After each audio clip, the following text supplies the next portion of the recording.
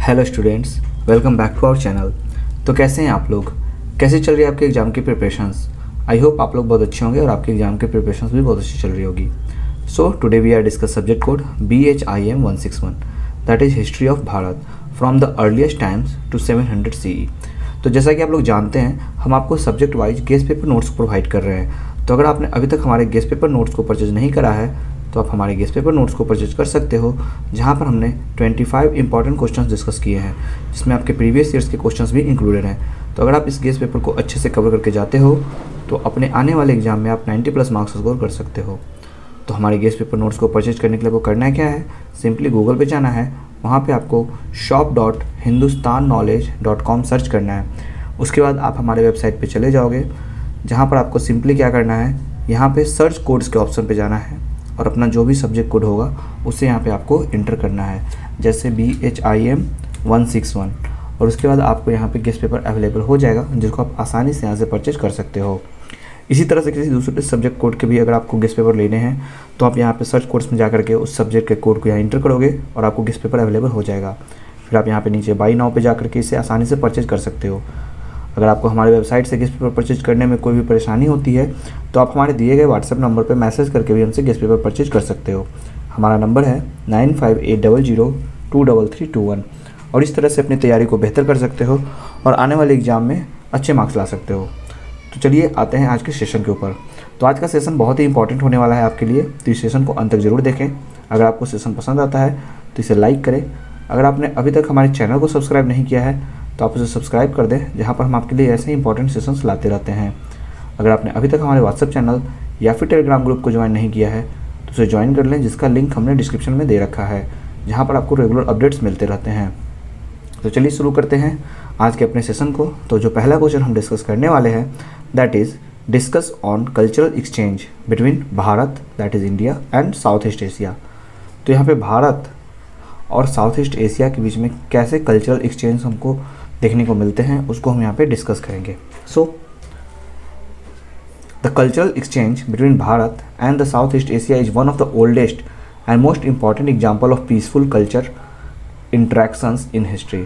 ठीक है, तो भारत और जो साउथ ईस्ट एशिया है उसके बीच का जो ये कल्चरल एक्सचेंज देखने को मिलता है वो एक सबसे पुराना, ठीक है, और सबसे बेहतरीन एग्जाम्पल होगा जहाँ पे हमको पीसफुल कल्चरल एक्सचेंज इंट्रैक्शंस देखने को मिलता है, जहाँ पे दोनों एक दूसरे के कल्चर को मतलब यहाँ पे क्या करते हैं, अपनाते हैं। ठीक है, from ancient times Indian traders, Monks, scholars and travellers visited countries like Myanmar, Thailand, Cambodia, Indonesia, Vietnam, Laos and Malaysia.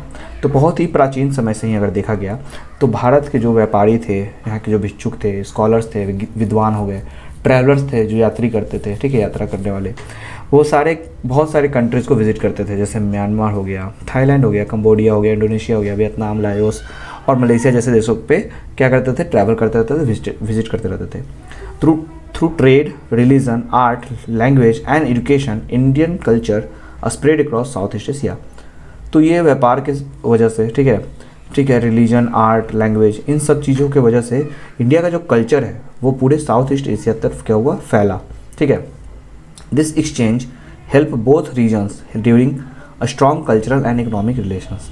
और ये जो एक्सचेंज हुआ, यानी कि दोनों के बीच के जो कल्चरल आपस में बदले, इनके वजह से दोनों को बहुत ज़्यादा हेल्प भी मिला चीज़ों को डेवलप करने में। आगे इनका कल्चरल और इकोनॉमिक रिलेशन मजबूत हुआ, ठीक है, एक बेहतर दोनों के बीच में बॉन्डिंग बना। ठीक है, अब एक एक करके हम हर एक एस्पेक्ट को यहाँ पे समझेंगे। First is trade and cultural contact. Trade was the main reason for the early contact between India and South East Asia. Indian merchants travel by sea and establish trade routes across the Bay of Bengal. अब यहाँ पे trade जो था वो मुख्य यहाँ पे कारण था, जिसकी वजह से शुरुआत में भारत और साउथ ईस्ट एशिया के बीच में अर्ली कॉन्टैक्ट्स बने। ठीक है, इंडियन जो मर्चेंट थे वो ट्रैवल करते थे सी रूट से और नए नए ट्रेड रूट्स बनाते थे, ठीक है, बे ऑफ बंगाल में। दे exchange spices, silk, cotton, precious stone and metals. वो क्या एक्सचेंज करते थे, एक्सचेंज मतलब किसी चीज़ के बदले दूसरे वस्तु देना। ठीक है, तो पहले ऐसे होता था ट्रेड, एक वस्तु के बदले दूसरे वस्तु का एक्सचेंज करना। ठीक है, कॉइन तो बहुत लेट से आया। ठीक है, तो वो मसाले, सिल्क, कॉटन, कपास और प्रीसियस स्टोन और मेटल्स, इसका एक्सचेंज करते थे। Along with goods they also carried Indian ideas, customs and traditions. अब ये वस्तुओं के साथ साथ अपने विचार को भी आपस में एक्सचेंज करते थे, ठीक है, परंपरा संस्कृति को भी आपस में एक्सचेंज करते थे। Local rulers welcomed Indian traders because they brought wealth and knowledge.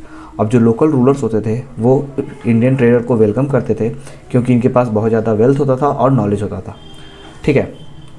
Second is the spread of religion, धर्म कैसे फैला। One of the greatest cultural exchange was the spread of Hinduism and Buddhism. एक जो सबसे बड़ा exchange हमको देखने को मिलता है यहाँ पे कल्चरल एक्सचेंज में, उसमें होता है कि हिंदुज़म और बुद्धिज़्म यहाँ पे फैलता है। Indian monks and scholars travel to South East Asia and taught religious values. Bharat के जो भिक्षुक होते हैं वो यहाँ से, और जो स्कॉलर्स होते हैं, विद्वान होते हैं, वो साउथ ईस्ट एशिया में ट्रैवल करते हैं और वहाँ पे धार्मिक चीज़ों के बारे में बताते हैं। Many Kings accepted the religions and build beautiful temples and monasteries. अब बहुत सारे जो ऐसे राजा होते हैं वो इन धर्मों को अपनाते हैं और खूबसूरत मंदिर भी बनवाते हैं और मोनेस्ट्रीज भी बनवाते हैं, ठीक है। Even today Buddhist and Hindu traditions are seen in many South East Asian countries. यहाँ तक कि आज भी कई जगह साउथ ईस्ट एशियन कंट्रीज़ में हमको हिंदू और बुद्धिस्ट ट्रेडिशन देखने को मिलता है, ठीक है। Influence of art and architecture, तो यहाँ की जो कला और जो यहाँ की जो कलाकृति है, ठीक है, उसके बारे में देखते हैं कि वो कैसे उसका प्रभाव पड़ता है। Indian art and architecture had a deep impact on South East Asia. Many temples were build in the Indian style. Bharat का जो आर्ट है और आर्किटेक्चर है उसका एक बहुत ही गहरा प्रभाव पड़ता है साउथ ईस्ट एशिया के ऊपर। बहुत सारे वहाँ के मंदिर में देखने को मिलता है कि भारत के जो स्टाइल होते हैं, ठीक है, इंडियन जो स्टाइल है उसी के ऊपर वहाँ की भी मंदिरें बनाई गई हैं। The famous Angkor Wat in Cambodia and Prambanan in Indonesia show the influence of Indian temple architecture. तो जो अंकोर वट है कंबोडिया का और प्रम्बनन है जो इंडोनेशिया का है, ये दोनों काफ़ी ज़्यादा भारत का जो मतलब मंदिर बनाने का जो कलाकृति है उसी को अपनाए हुए है, उसी का प्रभाव वहाँ पे देखने को मिलता है। Sculptures of Hindu gods, Buddha and scenes from Indian epics become popular in these regions. तो भारत के जो गॉड होते हैं, हिंदू गॉड जो होते हैं भारत में, ठीक है, उनके स्कल्पचर्स, जो बुद्धा का जो सीन है, ठीक है, और भी जो भारत की जो पुरानी जो गाथाएँ लिखी गई है, जैसे महाभारत हो गया, ठीक है, रामायण हो गया, उनकी जो सीन्स हैं वो सारे वहाँ पर देखने को मिलते हैं, ठीक है, कई जगह क्षेत्रों पे। Next is the language and literature, ठीक है, तो यहाँ की भाषा संस्कृति, ठीक है, भाषा और जो साहित्य है उसके बारे में देखते हैं। Indian language specially Sanskrit and Pali influenced many South East Asian language. Several ancient inscriptions in this countries were written in Sanskrit. तो भारत का जो भाषा है, खास करके संस्कृत और पाली, उसका काफ़ी प्रभाव हमको देखने को मिलता है साउथ ईस्ट एशियन लैंग्वेज के ऊपर। यहाँ तक कि कई जगह पे हमको एंशिएंट इंस्क्रिप्शंस में इन देशों में हमको संस्कृत में लिखी गई चीज़ों को भी देखा गया है। Indian epics like Ramayana and Mahabharata were translated into local languages and become part of their literature, theatre, dance and storytelling tradition। तो भारत की जो महागाथाएं हैं, जैसे रामायण हो गया, महाभारत हो गया, ठीक है, उसको यहाँ पे इन देश में लोकल लैंग्वेज में ट्रांसलेट किया गया है और वो वहाँ पे लिटरेचर, थिएटर, डांस और स्टोरी टेलिंग ट्रेडिशन का हिस्सा भी रहे हैं, ठीक है। Next is political and social influence.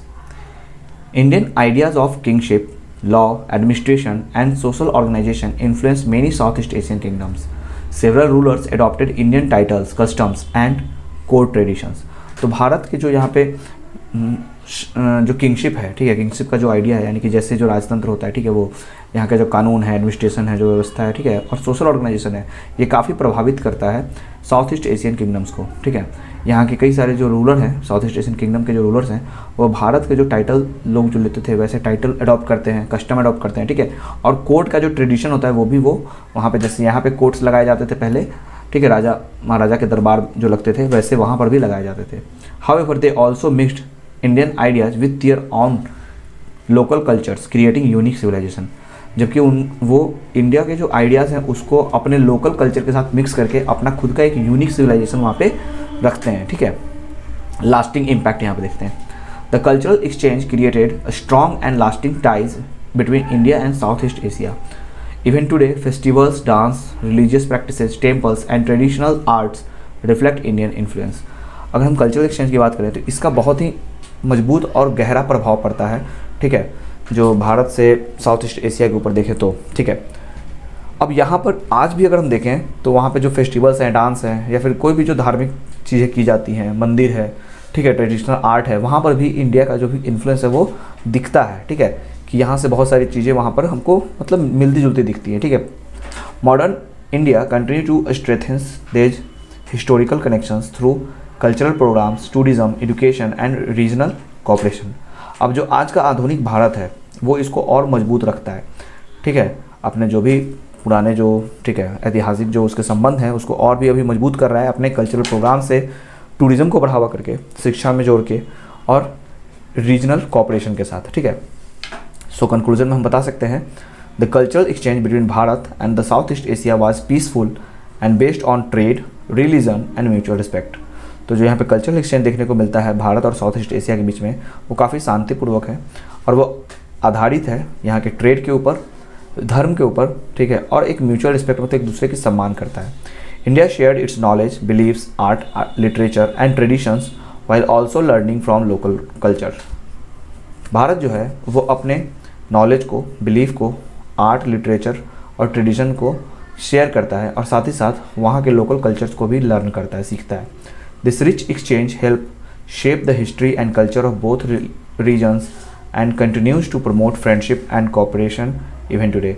और ये जो एक्सचेंज होता है ये दोनों को मदद करता है। ठीक है, दोनों के इतिहास को आकार देने में मदद करता है, दोनों के कल्चर को मजबूत करता है, साथ ही साथ एक फ्रेंडशिप को प्रमोट करता है और आपस में कोऑपरेशन बनाता है आज भी। ठीक है, तो इस तरह से हमने देखा कि कैसे जो कल्चरल एक्सचेंज है भारत और साउथ ईस्ट एशिया कंट्रीज़ जो हैं उनके बीच में, और ये दोनों जो हैं आपस में किस तरह के संबंध बनाते हैं। ठीक है, तो पहला क्वेश्चन हमने यहाँ पे अच्छे से डिस्कस कर लिया है। आई होप आपको क्वेश्चन अच्छे से समझ में आ गया होगा।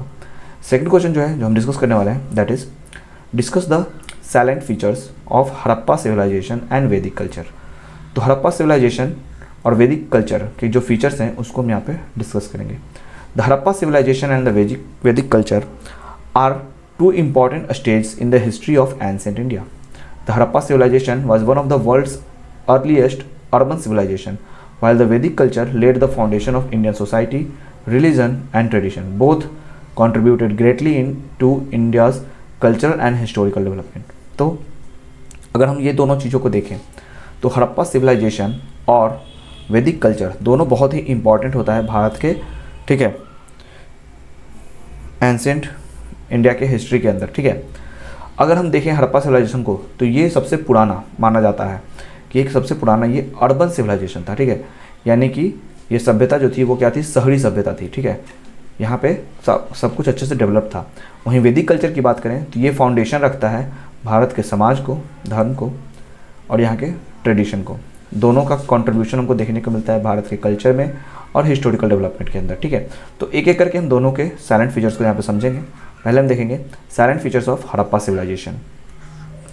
सो हड़प्पा सिविलाइजेशन के जो साइलेंट फीचर्स हैं वो क्या क्या हैं देखते हैं एक एक करके, point by point. First, well planned cities. The Harappa civilisation had well planned cities with straight roads, brick house, drainage system and public buildings.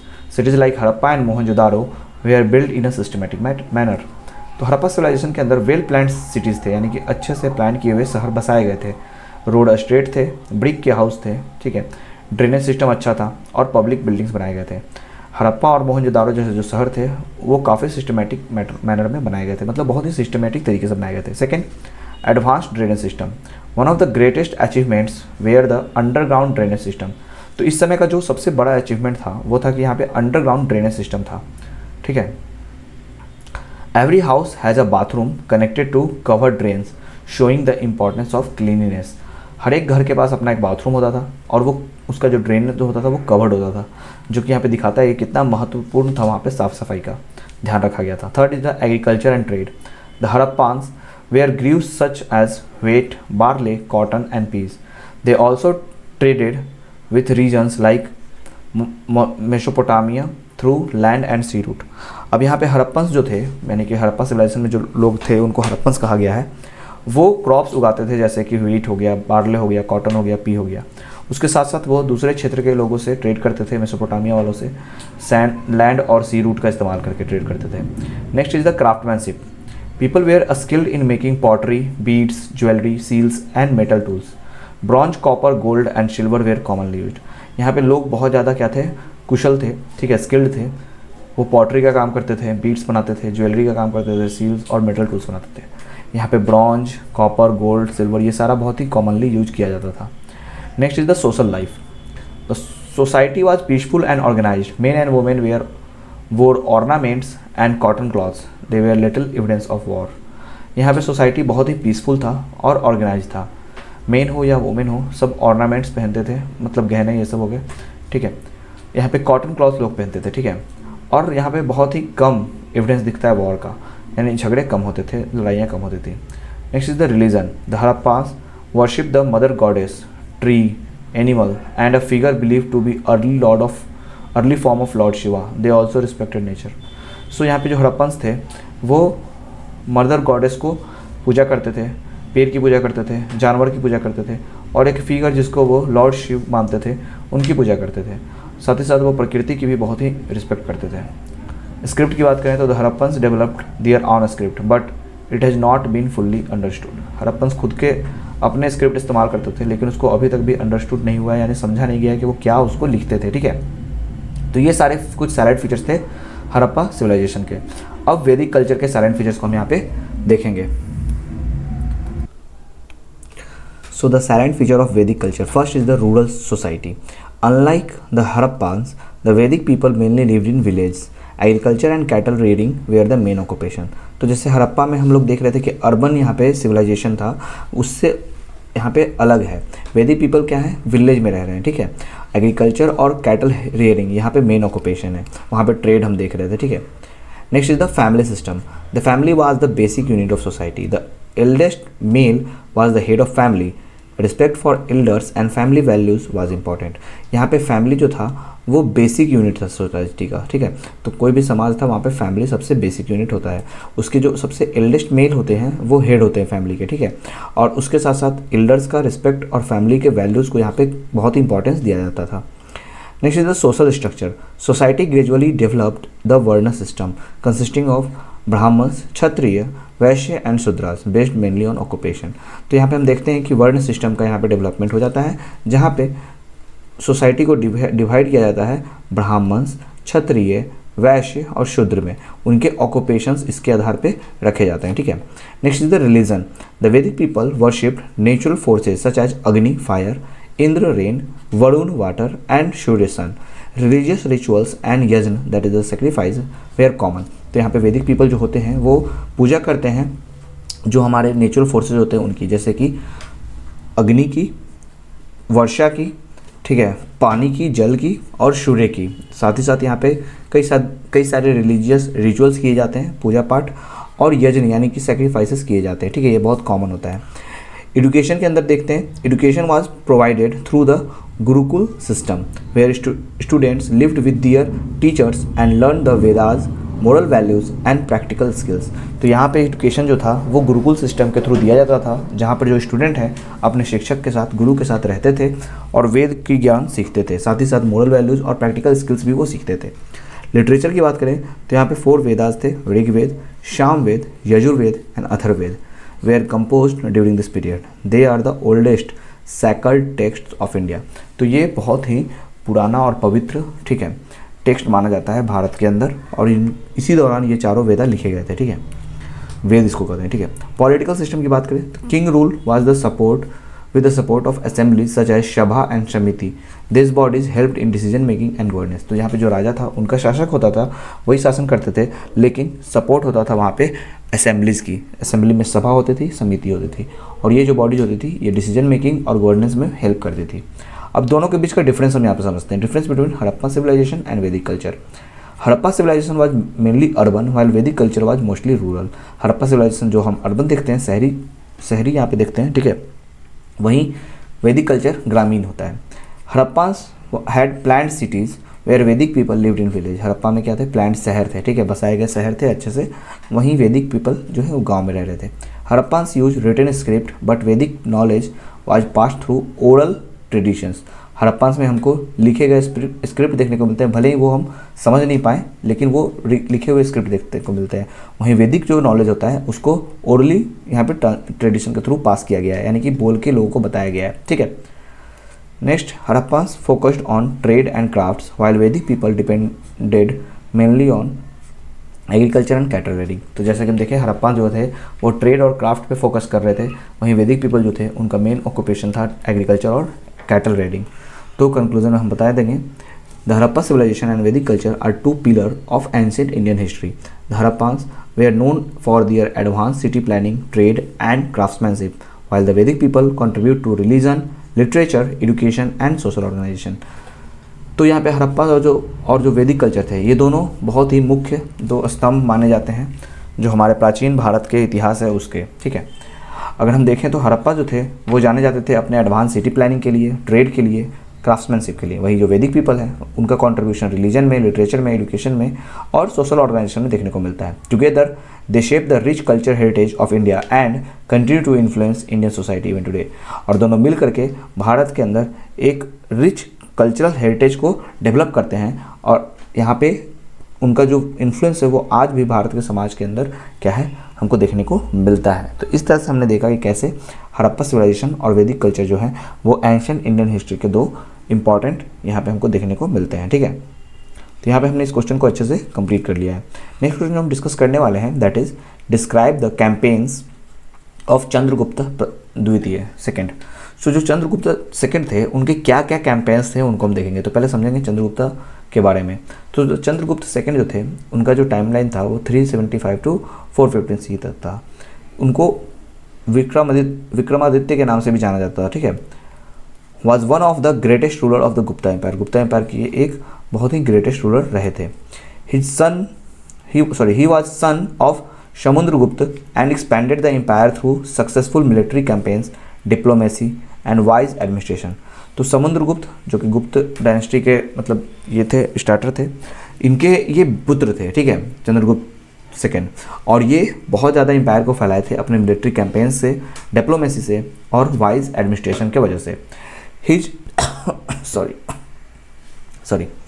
His victories brought peace, prosperity and made the Gupta Empire one of the strongest kingdom in the ancient India। तो अगर हम की बात करें तो ये जो इनकी जो विक्ट्रीज थी वो पीस लाया, यानी कि शांति बनाया, ठीक है, और उसके साथ साथ प्रॉस्पेरिटी लाया और गुप्ता एम्पायर को क्या किया, बहुत ज़्यादा मजबूत बनाया एंशिएंट इंडिया के अंदर अगर हम देखें तो, ठीक है। तो इस तरह से हम देखते हैं कि जो समुद्रगुप्त जो स्टार्ट किए थे यहाँ पे, जो उनके पुत्र थे चंद्रगुप्त जो थे वो वो कैसे अपना मतलब यहाँ पे काम करते हैं और अपने जो कैंपेन्स हैं उसको और बेहतर करते हैं, ठीक है। सो अगर इसके फाउंडर की बात करें, गुप्त डायनेस्टी के अगर फाउंडर की बात करें तो गुप्त डायनेस्टी की फाउंडर जो थे वो कौन थे, तो ये श्रीगुप्त थे, ठीक है। और उसके बाद जो नीचे रूलर इसकी जो आते जाते हैं सक्सेसर एक एक करके, उसमें समुद्रगुप्त जो होते हैं उनके पुत्र होते हैं चंद्रगुप्त सेकेंड, ठीक है। अब जो इनके कैंपेन्स थे उनको हम एक एक करके समझते हैं, ठीक है। So the campaign against the western Kshatrapas, ठीक है, Shastrapas, okay. The most famous campaign of Chandragupta second was against the western Kshatrapas, जिनको साकास कहा जाता था, who ruled Gujarat, Malwa and Kathiawar. So यहाँ पे जो इनका सबसे मेन जो कैंपेन था वो यही था, जो ये गुजरात, मालवा और काटियावाड़ के खिलाफ जो थे अपना किए थे। द साकास हैज़ कंट्रोल्ड देज rich reasons for many year. जो साकास थे उनका बहुत समय तक यहाँ पे कंट्रोल रहता है, ठीक है, इन क्षेत्रों में, गुजरात, मालवा और काटियावाड़ में, ठीक है, काठियावाड़ इसको कहते हैं, ठीक है। Chandragupta second defeated the ruler Rudrasimha third. तो यहाँ पे चंद्रगुप्त सेकेंड जो होते हैं वो यहाँ के रूलर जो होते हैं रुद्रसिम्हा थर्ड, उनको डिफीट कर देते हैं।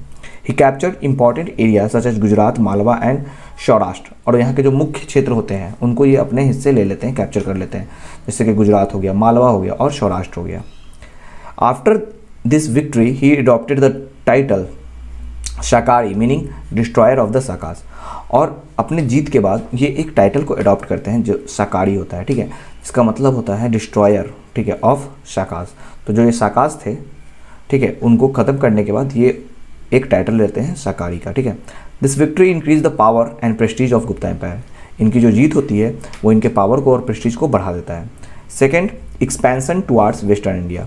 After defeating the Sakas, Chandragupta second expanded his empire to the western coast. अब साकास को हराने के बाद जो चंद्रगुप्त द्वितीय होते हैं वो अपने टेरिटरी को और ज़्यादा एम्पायर को बढ़ाने लग जाते हैं वेस्टर्न कोस्ट की तरफ। He gain control over important ports on the Arabian sea. तो जो हमारा अरेबियन सी है, ठीक है, जो वेस्टर्न कोस्ट के साइड है, उधर ये बहुत सारे पोर्ट्स पे अपना कंट्रोल गेन कर लेते हैं। These ports increase trade with countries like Rome, Persia and Arabia. अब यहाँ से जो जो ट्रेड होते थे, ठीक है, अलग अलग देश में, जैसे पर्शिया हो गया, रोम हो गया, अरेबिया हो गया, तो उस पर इनका कंट्रोल आ जाता है, ठीक है। Next, trade brought wealth which help the empire grow economically. अब ट्रेड बढ़ने से इनका वेल्थ बढ़ता है, जिससे कि इनके इकोनॉमिकली इनका एम्पायर और ज़्यादा ग्रो करने लगता है। This campaign made the Gupta empire richer and stronger. तो ये जो कैंपेन होता है ये गुप्ता एम्पायर को और धनी और मजबूत बनाता है, ठीक है, क्योंकि बहुत ज़्यादा पैसे आने लगते हैं, ठीक है, तो और ज़्यादा ये मजबूत बन जाता है। Next, campaigns in central India. अब सेंट्रल इंडिया में क्या इनके कैंपेन्स चलते हैं। So Chandragupta second also strengthen his control over the central India. तो जो सेंट्रल इंडिया है वहाँ पर भी इनका जो एम्पायर है वो मजबूत होता है, अपना कंट्रोल यहाँ पे जमाते हैं। ही defeated local rulers who challenge Gupta authority. ये वहाँ के लोकल रूलर्स को डिफीट कर देते हैं जो गुप्ता के अथॉरिटी को चैलेंज करता है। Regions like Malwa and nearby areas come under his direct rule. तो यहाँ पे मालवा का जो क्षेत्र होता है और उसके अगल बगल के जो भी पड़ोसी क्षेत्र होते हैं वो सारे इनके डायरेक्ट कंट्रोल में आते हैं। This victories help maintain piece and political stability. और ये सारे जो इनकी जीत होती है ये इनको मदद करता है शांति बनाने में और पॉलिटिकली भी स्टेबल रखने में। Next is the diplomatic campaigns. Besides military conquests Chandragupta second use diplomacy. अपने मिलिट्री कॉन्क्वेस्ट के अलावा चंद्रगुप्ता कुछ डिप्लोमेसी का भी इस्तेमाल करते हैं। He formed a marriage alliance with the Vakataka kingdom by marrying his daughter Prabhavati Gupta to king Rudrasen second. तो यहाँ पे क्या कर रहे हैं कि यहाँ पे ये क्या करते हैं, मैरिज अलायंस बनाते हैं, ठीक है, किससे, जो वहाँ के वकातक किंगडम होते हैं उनके साथ। तो यहाँ पे क्या हुआ, आप मतलब बिना लड़ाई किए आप इनके साथ क्या हो गए, अच्छा अपना रिश्ता बना लिए, ठीक है। उनकी जो बेटी होती है प्रभावती गुप्त से अपने बेटे जो किंग होते हैं रुद्रसेन सेकेंड उनका शादी करवाते हैं। This alliance secured the southern border of the Gupta empire. ये जो अलायंस होता है, ये जो साउदर्न बॉर्डर होता है गुप्ता एम्पायर का, उसको सिक्योर कर देता है। It also increase Gupta influence in the Deccan without fighting a major war. इसके साथ ही साथ अगर हम देखें तो यहाँ पे क्या होता है कि जो गुप्ता का जो इन्फ्लुएंस होता है वो पूरे डेक्कन में फैल जाता है बिना किसी वॉर के, ठीक है। तो बिना किसी वॉर के अब उनका यहाँ पे क्या हो गया, जो वर्चस्व है वो पूरा वहाँ पे फैल गया, ठीक है। तो यहाँ पे ये देखने को मिलता है कि अब यहाँ पे ये क्या हो गया, इनको कोई युद्ध भी नहीं करना पड़ा और फिर भी यहाँ पे जो सारे लोग थे वो जान गए कि हाँ यहाँ पे गुप्ता का वर्चस्व है, ठीक है। अब इनके जो कैंपेन्स थे उनके क्या रिजल्ट्स निकले, ठीक है, इसको देखते हैं। Results of his campaigns. The campaigns of Chandragupta second has many positive results. इसके कई सारे पॉजिटिव रिजल्ट्स देखने को मिलते हैं। First, the Gupta empire became larger and more powerful. Gupta empire बहुत ज़्यादा यहाँ पे बड़ा और ताकतवर बन जाता है। Trade and commerce flourished because of control over western ports. Trade और कॉमर्स भी बहुत ज़्यादा फैलता है क्योंकि इनका कंट्रोल पूरा हो जाता है वेस्टर्न पोर्ट्स पे। जैसा कि हमने देखा कि अरेबियन जो यहाँ पे सी है उसके जो भी पोर्ट्स होते हैं वहाँ पे इनका कंट्रोल हो जाता है। Peace and stability encourage agriculture, education, literature and art. तो यहाँ पे पीस एंड स्टेबिलिटी होने से क्या होता है, एग्रीकल्चर बढ़ता है, एजुकेशन होता है, लिटरेचर और आर्ट भी फैलता है। The empire enjoy greater prosperity during the reign often called the golden age of India. Empire इस समय क्या होता है, अपने सबसे ऊंचाई पर होता है, जिसके वजह से इसको गोल्डन एज भी कहा जाता है भारत में। His victories made him one of the most respected rulers in Indian history. और इनकी जो जीत होती है इसके वजह से इनको एक बहुत ही रिस्पेक्टेड रूलर्स माना जाता है भारत के इतिहास में, ठीक है। कंक्लूजन में हम बताएंगे, the campaigns of Chandragupta second combine military strength with diplomatic skills. His defeat of the Western Sakas, expansion into Western and Central India, and successful alliances greatly strengthened the Gupta Empire। तो जो Chandragupta second थे उनके जो campaigns थे वो उनकी military strength को भी बढ़ाता है।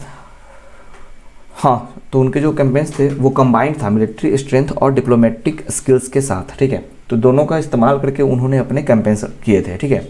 उन्होंने वेस्टर्न साकास को हराया था और अपने एम्पायर को एक्सपैंड किया था वेस्ट साइड तक। साथ ही साथ सेंट्रल इंडिया में भी अपने एम्पायर को एक्सपेंड किया था और सक्सेसफुल अलायंस बना करके भी गुप्ता एम्पायर को और मजबूत किया था, ठीक है। His achievements not only expanded the empire but also promote peace, trade and cultural development. उनका जो अचीवमेंट था वो सिर्फ एम्पायर को फैलाना नहीं था बल्कि उसके साथ साथ शांति बनाए रखना, व्यापार को फैलाना और कल्चरल डेवलपमेंट करना भी था। Therefore, Chandragupta II is remembered as one of the greatest emperors of ancient India. इसलिए चंद्रगुप्ता सेकंड जो है इनको माना जाता है, याद किया जाता है एक बहुत ही मतलब क्या अच्छे शासक के रूप में, ठीक है, बहुत ही महान शासक के रूप में, ठीक है। अपने एंशिएंट इंडिया के अंदर अगर हम देखें तो ये सबसे मतलब महान शासक के रूप में माने जाते हैं, ठीक है। तो इस तरह से हमने यहाँ पे देखा कि कैसे चंद्रगुप्त सेकंड ने अच्छे अच्छे कैंपेन्स करके, अपने मिलिट्री स्ट्रेंथ का यूज करके, अपने डिप्लोमेटिक स्किल्स का इस्तेमाल करके, अलायंसेस बना करके अपने एम्पायर को बढ़ाया, ठीक है, और पूरे एंशिएंट टाइम में अपने आप को ग्रो किया, ठीक है। अब जो हम नेक्स्ट क्वेश्चन डिस्कस करने वाले हैं that is describe the achievements of Chandragupta Maurya. तो अभी हम जो देख रहे थे वो थे चंद्रगुप्ता सेकंड, तो ये गुप्ता डायनेस्टी के थे, लेकिन यहाँ पे जो चंद्रगुप्ता मौर्य हैं ये मौर्य डायनेस्टी के हैं, ठीक है, मौर्य एम्पायर के, ठीक है। तो ये मौर्य एम्पायर के फाउंडर होते हैं, ठीक है। तो इसको हम देखेंगे। So Chandragupta Maurya was the founder of the Maurya empire and one of the greatest ruler in Indian history. ये भी एक ग्रेटेस्ट रूलर थे इंडियन हिस्ट्री के अंदर। अगर हम देखें तो मौर्य एम्पायर के ये क्या थे, फाउंडर थे। He ruled from around 321 BC to 297 BC with the guidance of Chanakya. he established a strong and united empire। तो इनका जो शासन काल था वो समय था 321 BC से 297 BC तक, ठीक है।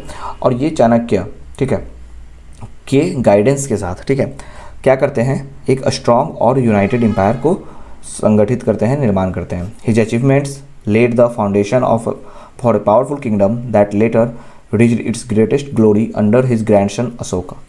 अब इनका जो ये अचीवमेंट है वो एक पावरफुल किंगडम को तैयार करता है और बाद में ये बहुत ही ज़्यादा ऊंचाई पे पहुंचता है जब इनके ग्रैंडसन आते हैं, दैट इज़ द अशोका, ठीक है। तो अशोका के समय ये और ज़्यादा ऊंचाई पर अपने पहुंच जाता है, ठीक है। सो अब इसके हम पॉइंट को एक एक करके यहाँ पे समझेंगे। Founder of the Mauryan Empire. The greatest achievement of Chandragupta Maurya was the establishment of the Mauryan Empire.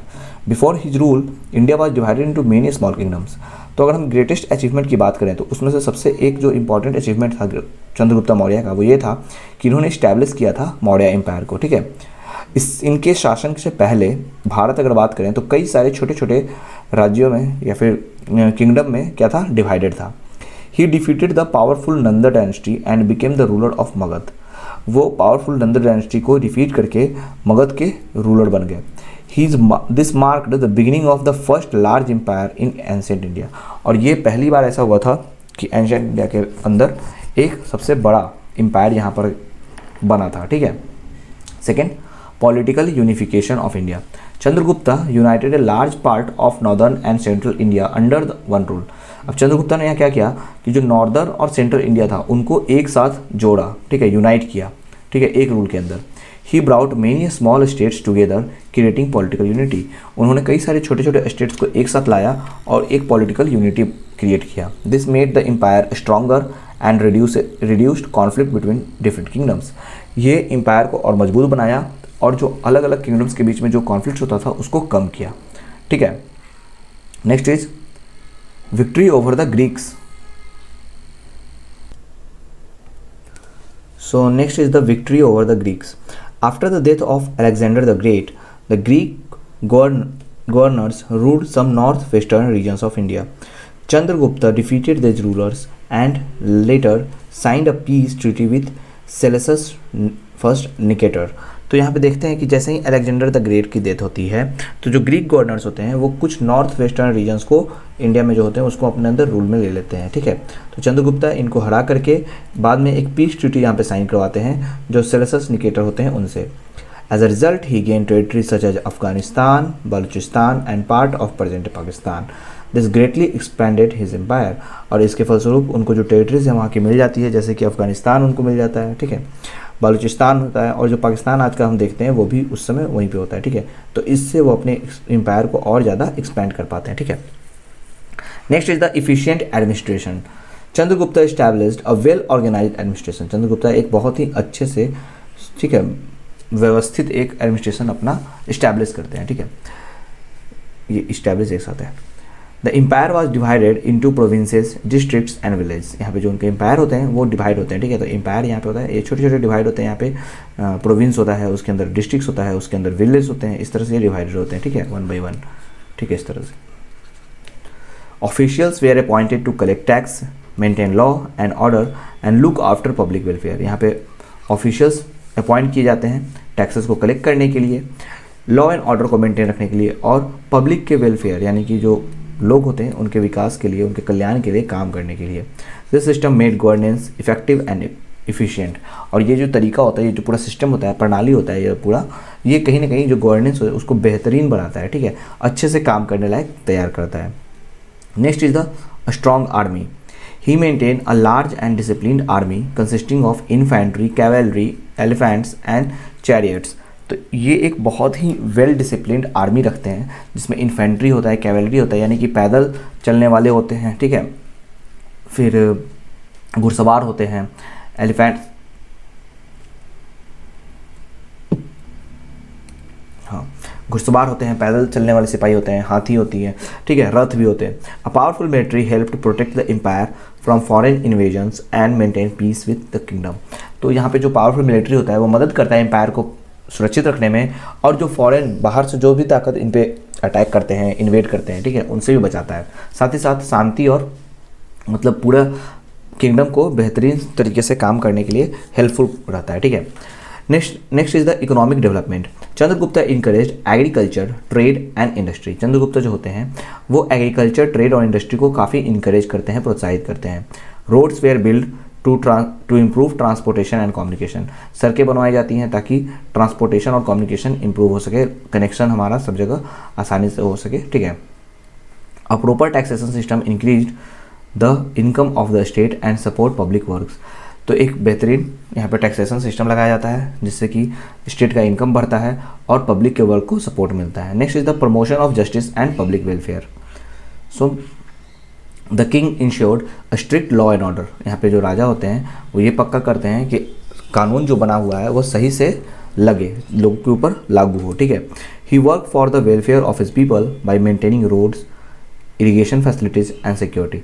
वो लोगों के कल्याण के लिए कई सारे काम करते हैं, जैसे कि रोड को हमेशा देखते रहते हैं कि रोड सही से है कि नहीं, सब जगह कनेक्टेड है कि नहीं।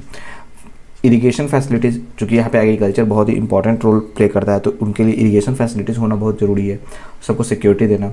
His rule brought stability and prosperity to the empire. उनका जो रूल होता है वो उनके एम्पायर के अंदर स्टेबिलिटी, स्थिरता लाता है और प्रॉस्पेरिटी लाता है, हर क्षेत्र में उनको बेहतर करता है, ठीक है। तो कंक्लूजन में हम बता सकते हैं Chandragupta Maurya was a brave conqueror, skilled administrator and visionary ruler. Chandragupta Maurya जो होते हैं वो काफ़ी बहादुर होते हैं, शासक होते हैं, ठीक है, स्किल एडमिनिस्ट्रेटर होते हैं और विजनरी मतलब दूर का सोचने वाले होते हैं, ठीक है। His achievements in unifying India, building a strong administration, expanding the empire and promoting economic growth made him one of the greatest king in the Indian history. उनका जो अचीवमेंट है भारत को एकजुट करने में, जैसे कि हमने देखा कि इनके आने से पहले भारत कई सारे छोटे छोटे किंगडम्स में बटा हुआ था, तो उन सबको ये मिला करके एकजुट करते हैं, एक अपना स्ट्रॉन्ग एडमिनिस्ट्रेशन तैयार करते हैं, ठीक है, अपने एम्पायर को फैलाते हैं, ठीक है। जैसे कि हमने देखा ऊपर में जो अलेक्जेंडर द ग्रेट है उनके मृत्यु के बाद जो था ऊपर का जो एरिया था वहाँ तक अपने आपको फैलाए और इकोनॉमिक ग्रोथ को भी प्रमोट किए, जिससे कि ये हमारे भारतीय इतिहास के अंदर एक सबसे ताकतवर और सबसे महान एक राजा में से माने जाते हैं। His leadership laid the foundation for the rise of Maurya empire. इनका जो लीडरशिप रहा उसकी वजह से इन्होंने मौर्य एम्पायर का फाउंडेशन किया, which became one of the most powerful empire of ancient India, जो कि एक बहुत ही ताकतवर एम्पायर बना, ठीक है, ताकतवर एम्पायर बना पूरे एंशिएंट इंडिया के अंदर अगर हम देखें तो, ठीक है। तो मौर्य एम्पायर की हम हमेशा बात करते हैं, इसकी बहुत सारी चर्चा होती है, ठीक है। तो इनके पीछे का जो मेन कारण है वो यहाँ पे चंद्रगुप्ता मौर्य की वजह से ही हुआ, जिन्होंने इसको इस्टेब्लिश किया। लेकिन यहाँ पे जो उनके सपोर्टर थे, ठीक है, जो हमारे ये चाणक्य जिनको कहते हैं, ठीक है, उनका भी यहाँ पे बहुत ज़्यादा रोल होता है इसको इस्टेब्लिश करवाने में, ठीक है। एक पॉइंट जो हमने यहाँ पे अभी डिस्कस किया था थोड़ा देर पहले, एक बार उसको देख लेते हैं। एक जो पॉइंट था यहाँ पे ये वाला, ठीक है। तो यहाँ पे जो ये हमने अभी देखा था जो चंद्रगुप्ता सेकंड जो थे, ये जो वकातक किंगडम होते हैं, ठीक है, तो इनके जो बेटे होते हैं ना, वकातक किंगडम के जो राजा होते हैं उस समय रुद्रसेन सेकंड, उनसे अपनी बेटी का शादी करवाते हैं, ठीक है। तो ये जो रुद्रसेन, शायद मैंने उस समय इनको चंद्रगुप्ता का बेटा बोला था, तो ये वो नहीं है, ये रुद्रसेन जो है ये वकातक किंगडम के किंग होते हैं, ठीक है। और ये प्रभावती गुप्ता जो होती है वो इनकी पुत्री होती है, तो इनका ये शादी इनसे करवाते हैं और यहाँ पे मैरिज अलायंस ये अपना फॉर्म करते हैं। तो आप इसको एक बार फिर से देख लीजिएगा, ठीक है।